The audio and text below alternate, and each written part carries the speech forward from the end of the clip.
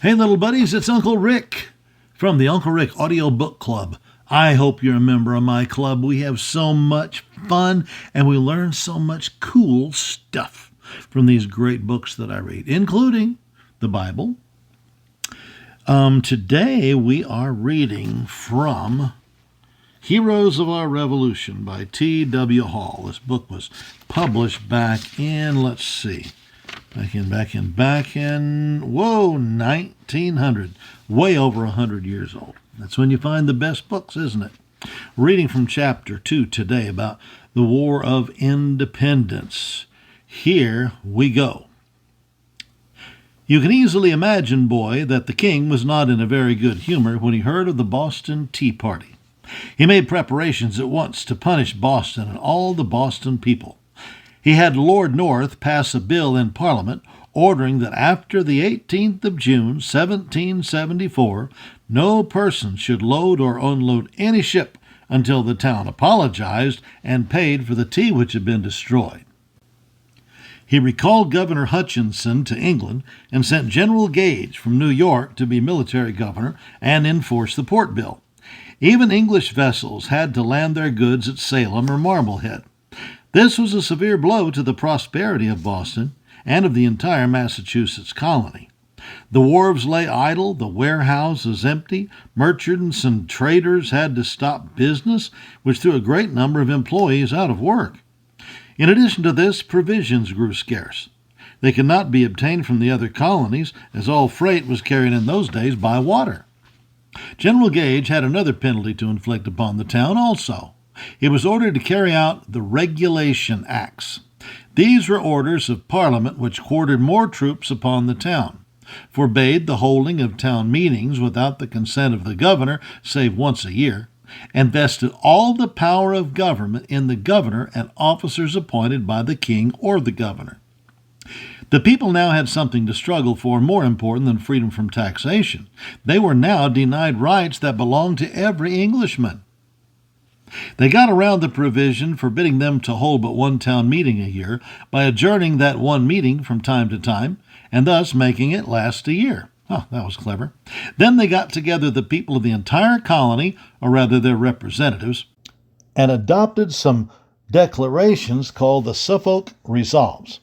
These declared that the people would obey a continental Congress, and the people of Massachusetts invited the people of the other colonies to send delegates to a continental Congress to be held in Philadelphia. All the colonies sent delegates except Georgia. The Congress met in September 1774. An address setting forth their grievances was sent to the king by this Congress of the colonies. Grievances, that means their complaints, the things they thought they were being treated wrong in. Was sent to the king by this Congress of the colonies, and the delegates made an agreement to refuse to carry on any trade with Great Britain until their wrongs should be righted. The other colonies sympathized with the people of Boston in more practical ways, and sent them provisions whenever it was possible. All this alarmed General Gage, and he determined to seize all the gunpowder belonging to Massachusetts. Some he captured, together with 2 field pieces that were in Cambridge. Field pieces are cannons. He failed to get some powder that was stored in Salem, however. The colonists, on their side, foresaw war and began to prepare for it. Companies of militia were formed in every town and began to drill, under the instruction of veterans of the French and Indian Wars. Alarm companies, called Minutemen, for the reason that they were to be ready at a minute's notice, held themselves ready to fight at any hour of the day or night. These were especially to guard the powder, arms, and food that was being collected for what we may now call the American Army, which was being formed in this haphazard but enthusiastic way. During the winter of 1774 and 75, a good supply of food and powder for the use of the men was collected at Worcester and Concord. Worcester is spelled Worcester, but in Massachusetts it's pronounced Worcester. I suppose that's the way they pronounce it in England, too. General Gage determined to destroy these stores. He sent 2 officers as scouts to study the best roads to Worcester and Concord. Oh, and up there they say Concord. not Concord. These scouts reported that at Concord the Americans had 14 pieces of cannon and 2 mortars, besides stores of flour, fish, salt, rice, and a magazine of powder and cartridges. The cartridges to which they referred were probably sacks of powder for the cannon, as cartridges for muskets were unknown at the time. The brass cartridges with which you are familiar today were not used until comparatively recently. You will remember, boy, that the Boston Massacre occurred on March 5th. Now, the people of Boston held a meeting on every March 5th after that to keep the event in mind. The favorite orator in Boston at this time was Joseph Warren, one of the most brilliant men in Massachusetts, who was afterwards killed at Bunker Hill. Now, on March 5, 1775, it was a dangerous proceeding to make a Boston Massacre oration. General Gage occupied the town with troops, and it was understood that there would be an attempt to keep Warren from speaking. A number of officers of the King's Army actually did attend the meeting at Old South Church, but Warren made his speech nevertheless, and Sam Adams and John Hancock, who afterwards was the first man to sign the Declaration of Independence, sat on the platform. The officers tried to interrupt Warren in his speech, and one of them held up some bullets in his hand to intimate that they were what the people might expect if they opposed the king any longer. But neither Warren nor the people were frightened. Things began to get warm for the more prominent of the patriots, however, and Sam Adams and Hancock were obliged to leave Boston and take refuge in Lexington. All knew that General Gage meant to capture the cannon and stores in Concord also. A number of mechanics, therefore, organized to watch the doings of the British and give information by messenger to the people of Lexington and Concord. One of these men was Paul Revere, a copperplate engraver who had been a lieutenant of artillery in the provincial army during the French and Indian Wars. On the 18th of April, the soldiers were seen moving from the common to the river. Word was sent to Warren, and he asked Paul Revere to warn the people of Lexington and tell Hancock and Adams of their danger. Revere had promised the Charlestown people that he would hang a signal from the Old North Church when the soldiers moved. One lantern would mean that they had passed out over the neck — this is Boston Neck, not Charlestown Neck — and 2 would mean that they were crossing the river in boats. He hung out the 2 lanterns, then hurried to his own boat and made direct for Charlestown. There he got a horse and rode out over Charlestown Neck toward Lexington and Concord, alarming the people as he went. The British horsemen were patrolling the road, but by taking a roundabout way, he escaped them and got safely to Lexington. Hancock wanted to stay and fight with the farmers, but Adams was wiser, and he knew that Hancock and himself were more necessary for other work. "We belong to the cabinet," he said quietly, and by his persuasions and the entreaties of Dorothy Quincy, who was to be married to Hancock and who was in the house with Hancock's aunt, induced John to go to Woburn, where they would be safe. In the meantime, Revere and 2 companions set out for Concord. Revere was captured on the way, but one of the messengers succeeded in getting to Concord. Thus the whole country round was alarmed. Captain Parker had command of the Americans at Lexington. He assembled his men, but when he learned that the British were still far away, he told his men to go and rest until called together again. They had loaded their guns, and for the sake of safety, just as we take a cartridge out of a gun today when it's not to be used, Captain Parker's militia fired a volley. This volley was heard by the British officers who had captured Paul Revere, and they took his horse and let him go. While Revere was dashing over Charlestown Neck, Gage's troops, about 900 grenadiers and light infantry, began marching from their landing place toward Lexington. They marched in silence and supposed themselves unnoticed. Suddenly they heard the firing of guns and the pealing of church bells. Their secret was out. Colonel Smith, who commanded the British, immediately sent back to Boston for reinforcements and sent Major Pitcairn with a small body of men on rapidly to Lexington. Pitcairn soon began meeting American scouts who had been sent forward to watch for the approach of the British. He captured all of these, save one Thaddeus Bowman, who eluded the soldiers and galloped back to Lexington to give the alarm that the British were near. Captain Parker had the drums sounded and gathered his men together. After his command had loaded their muskets with powder and ball, he delivered to them one of those characteristic short, sharp speeches so common with Americans. "Don't fire," said he, "unless fired upon. But if they mean to have a war, let it begin here."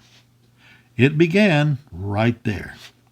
Pitcairn waited for Colonel Smith to catch up with him. Then the entire body advanced against Captain Parker and his handful of men. "Ye villains! Ye rebels! Disperse!" cried Pitcairn. A shot was fired by the British and followed by others. The Americans returned the fire. Then, being frightfully outnumbered, I believe it was about 10-1, in fact, they slowly retreated, still firing. 8 of them had been killed and 10 wounded, but 2 Englishmen were wounded. The British gave 3 cheers and passed on to Concord, greatly elated. It was 7 o'clock on a beautiful spring morning when the British entered Concord. It was a great day, this April 19th, 1775. Boy, the greatest movement in the history of the world for the freedom of mankind began on this spring day in the pretty town of Concord, Massachusetts. The fruit trees were in the bloom, and the fields were already green with the growing grain. They looked more like a playground for children than a scene for a battle. And you know how happy and peaceful all people feel on an early spring morning. But the men of Concord were very tired this morning. They had been working all night removing and concealing stores. They got most of them out of harm's way. But the British found about 60 barrels of flour, which they split open, some wooden spoons and trenches, and 3 cannon. They burned the wooden articles and knocked the trunnions off the cannon. The trunnion of a cannon is the short cylindrical projection on either side which rests on the carriage. So that meant that just the barrel had to be carried by itself, I guess. They also found about 500 pounds of cannonballs, which they threw into the Concord mill pond and into various wells. Then the British divided. Part of them remained to hold the bridge which crossed the Concord River, while another moved on to the house of Colonel Barrett, where they expected to find more supplies, and part remained in Concord. At Colonel Barrett's they found some wheels for gun carriages, and they were in the act of burning them when they heard firing at the bridge. They promptly hurried back. The Americans had formed on a hill and were attacking the bridge. The 2 parties united and retreated to the center of the town, where they joined the 3rd party. That would be the 3rd party of the British. About noon, the British set off on their return to Boston. They had accomplished all they could, but it was not nearly as much as they had hoped to accomplish. By this time, the whole country was alarmed, and the country people had flocked from near and far. The roadsides along which the British marched were lined with minutemen and militia, who crouched behind the famous stone walls of New England or dodged from tree to tree like Indians and kept up an incessant fire upon the British troops. The march soon became a retreat, and the English commander tried to protect his main body by sending out flankers on either side, just as we do in war in these days. But the flankers fought in vain. Every minute more patriots arrived, and their fire grew hotter and hotter. The British, all the while, were becoming more and more fatigued. The retreat soon became a rout, and the rout almost a panic. At Lexington, the panic became an actual fact. The regular troops, the pride of England, broke into a run. Their officers had to throw themselves in front and threaten death to the disobedient in order to restore any semblance of order. They were on the point of complete exhaustion when they were met by the reinforcements Colonel Smith had wisely asked for when he heard the pealing of the bells and the firing of the guns the night before. These reinforcements proved to be an entire brigade of British troops under the command of Lord Percy. They formed a hollow square, and the tired and beaten troops of Colonel Smith rushed within it and flung themselves on the ground to regain their breath. Now even Lord Percy became alarmed, and he cut the rest very short. The retreat was again taken up, under much the same circumstances as before. The people of Charleston heard the sounds of the approaching guns. Messengers warned them of the cruelties of the British, who in a spirit of revenge were burning houses along the road and murdering the helpless inmates. Terrorized, the people of Charlestown fled out over the neck into the country. Pell-mell into the town ran the British, in great confusion, hunting for refuge from the awful storm of bullets the Americans were sending after them. They asked for shelter, and the selectmen of Charlestown agreed to prevent further pursuit, provided the British would not harm the town. Percy willingly agreed, and the pursuit was ended. The Americans set a guard on Charlestown Neck, and the next day the British crossed back to Boston. In the meantime, the news of the battle was being carried far and wide, and the roads leading to Boston were crowded with troops hastening to join the Patriot forces. The Battle of Lexington had opened the War of the Revolution. The farmers left their plowshares, the mechanics their tools, all grasped their guns and flocked to Cambridge. All night and all day they tramped the roads converging toward Boston. At Lexington, the British made their first attack on the Patriots. At the Concord Bridge, the Patriots made their first attack upon the British regulars, with the terrible effect, eventually, that we have seen. There is a monument upon the battlefield of Concord, upon which are carved 4 lines from a poem written by Ralph Waldo Emerson. By the rude bridge that arched the flood, their flag to April's breeze unfurled, here once the embattled farmers stood, and fired the shot heard round the world.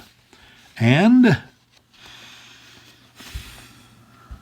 almost 2.5 centuries later, America still stands as the bastion of freedom in the world. Everybody wants to go to America if they can, because we have freedom and prosperity here. And the prosperity is brought about by the freedom. People being free to try whatever they want to try, and many of them succeed. So that's one of the blessings of living in America. Our religious freedom is an even greater blessing. Hope you never take our freedoms for granted, little buddies.